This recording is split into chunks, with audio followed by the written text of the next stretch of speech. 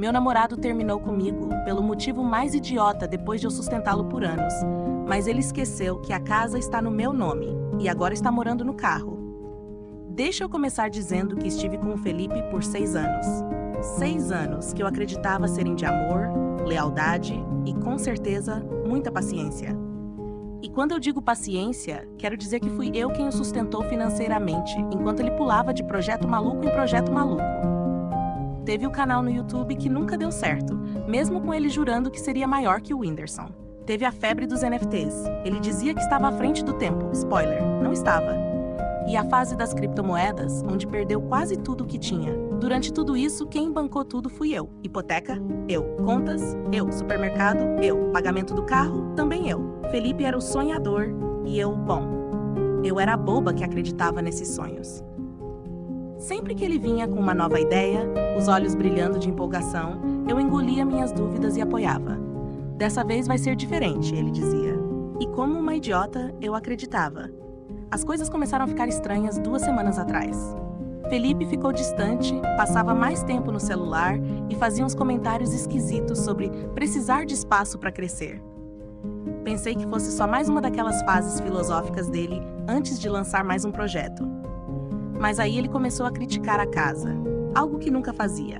Apontava louça suja, roupa por dobrar, tudo com um tom de julgamento que eu nunca tinha ouvido antes. Até que na semana passada, ele me chamou para conversar na cozinha com um olhar sério. Achei que ia anunciar mais um fracasso, mas o que ele disse foi de cair o queixo. Acho que a gente deveria terminar. Você não faz o suficiente na casa. Eu ri. Achei que era piada, mas ele não riu. E naquele momento algo dentro de mim quebrou. Esse homem que eu praticamente sustentei por 6 anos, estava me acusando de não contribuir o suficiente.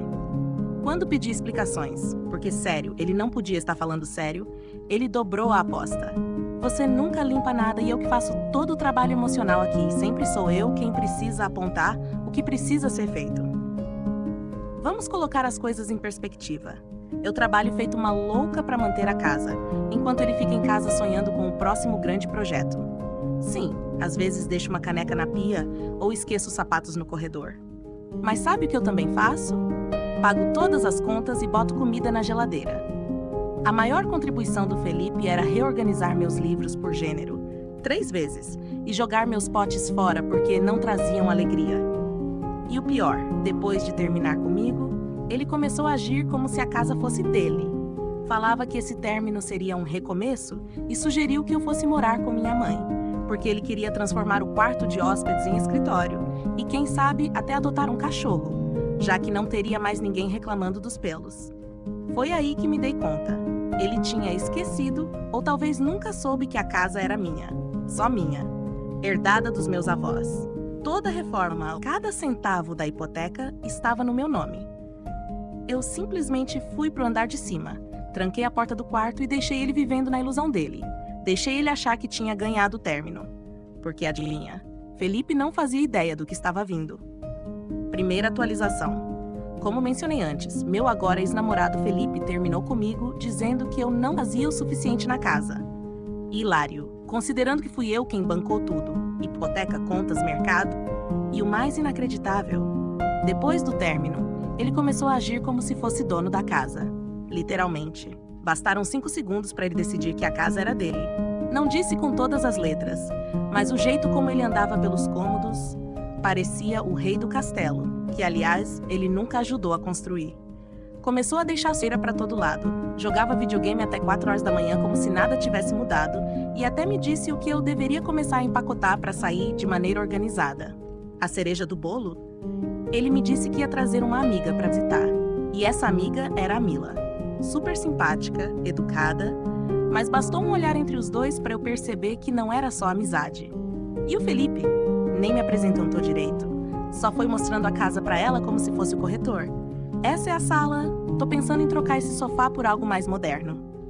Essa é a cozinha. Adoro o layout aberto. Ótimo para receber visitas. Esse é meu escritório, onde eu trabalho a maior parte do tempo. Meu escritório, onde ele trabalhava. Detalhe, ele não trabalha desde 2018. Esse cômodo era o quarto de hóspedes que eu organizei para ele fazer uns freelas, mas virou sala de Fortnite. Enquanto ele vendia a casa, eu segurava minha xícara de café com tanta força que quase quebrei. E aí tive duas opções: explodir na hora e escorraçar os dois, manter a calma e deixar ele cavar a própria cova. Escolhi a segunda. Na manhã seguinte, com ele ainda dormindo, chamei um chaveiro e troquei todas as fechaduras. Quando ele acordou e veio todo folgado para a cozinha, avisei: "Ah, só para te avisar, troquei as fechaduras hoje. Você tem até o fim do dia para juntar suas coisas e sair." A expressão dele: "Pálida. O quê? Você não pode fazer isso." "Posso sim. A casa é minha, no meu nome. Você não tem nenhum direito aqui." Ele tentou argumentar, tentou fazer drama, até tentou me abraçar. Mas aí a Mila chegou, achando que ia ter mais uma noite romântica.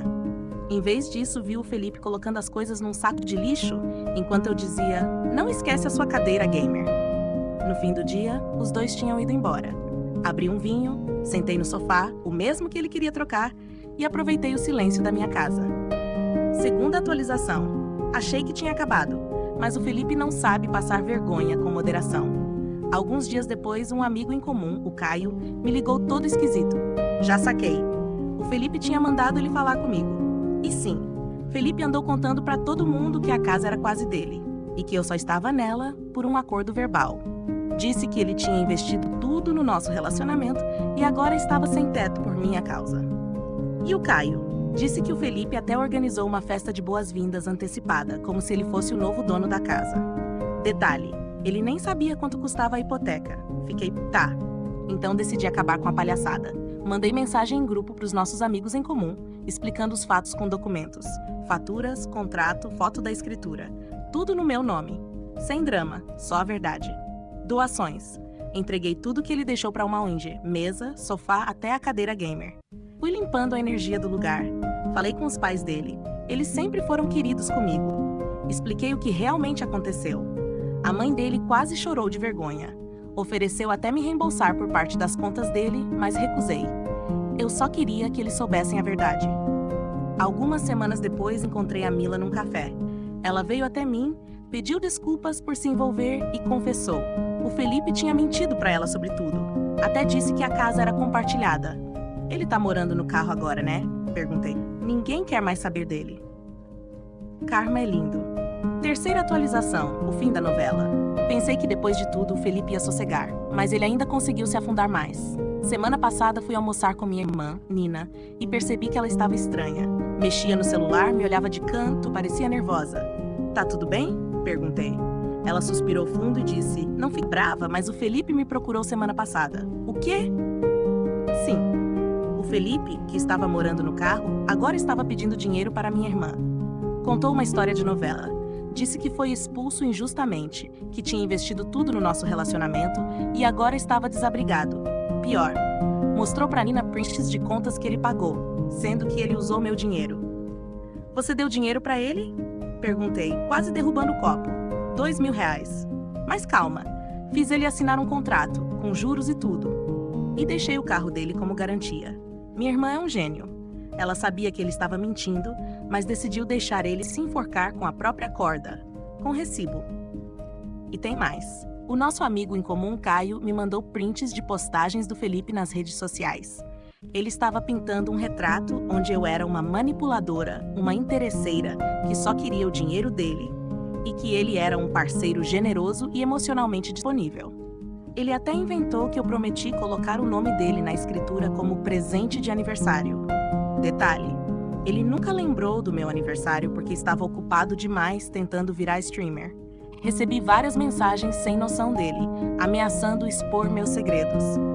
Sendo que eu sou a que conhece os fracassos dele com criptomoedas e aquela vez que ele tentou ser fotógrafo profissional de cachorros com a minha câmera. Guardei tudo. Ele pode até tentar, mas eu tô preparada.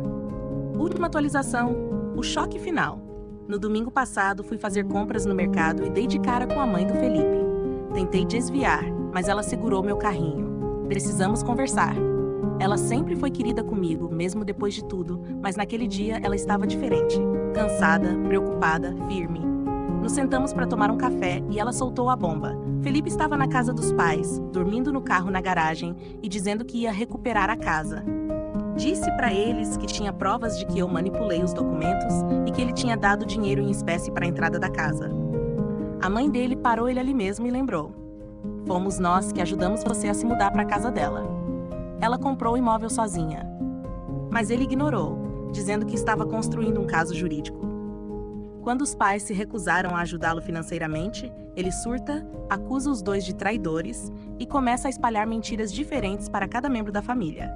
Ele criou até uma página no Vaquinha Online, tipo GoFundMe, com o título: Ajude este homem a recuperar o lar que lhe foi tirado por uma ex-manipuladora. Colocou fotos da minha casa, inventou reformas que nunca fez e postou relatos de como investiu toda a sua vida no relacionamento. O mais surreal, pessoas estavam doando. Até que a própria mãe dele denunciou a página e mandou tirar do ar. Chega! Estamos mudando as fechaduras, cortando o Wi-Fi. Ele vai para a casa do tio no interior e vai ter que aceitar um emprego de verdade, ela disse.